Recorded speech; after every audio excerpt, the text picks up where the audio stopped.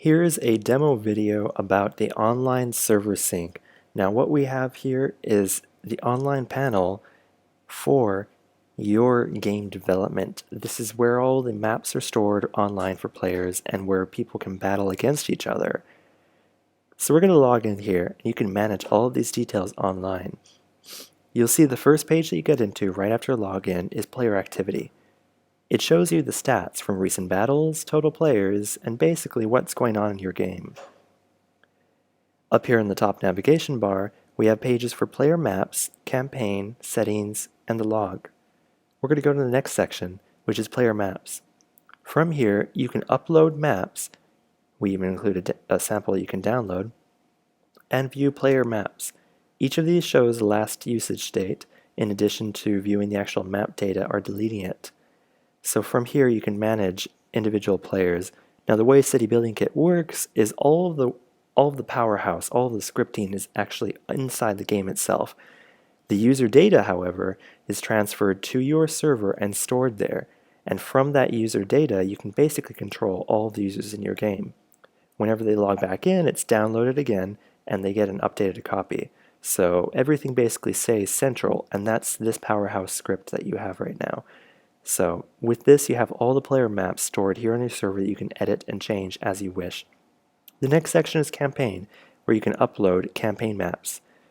From here, we just have one sample actually in my panel, but there's additional samples that are provided with the complete kit. And you can upload your own individual campaign maps by just typing in their own ID here and selecting the file. Again, we provide a sample for you. The next and last page here, other than data log, is settings. From here, it tells you settings for your server, for example, the directories in which you're storing the files, time delays for serving maps. For example, if a user is still on, it won't serve their map, but if the user logs off, then how many minutes before they leave or after they've left will the map show for anyone who might be willing to attack them. Then there's settings you can customize, in addition to enabling maintenance mode, which disables the ability for players to log into the game, and that's basically used for when you need to fix something in the background. You can get notified of new players. In addition, you can enable debug mode, which what that does is that gives you an output of everything, so you'll get email messages of all the data. The last item in the online PvP panel scripts is the data log. Now the data log is a great source of everything going on. It basically tells you what players are doing what and how exactly the online game sync is interacting with individual players.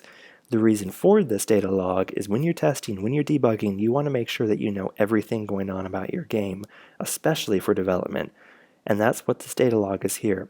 It'll tell you what requests have come from your game and exactly what the server is sending back. So at every point in time, you know what's going on in the background of your game, in addition to all of the scripting that's provided free with the complete kit.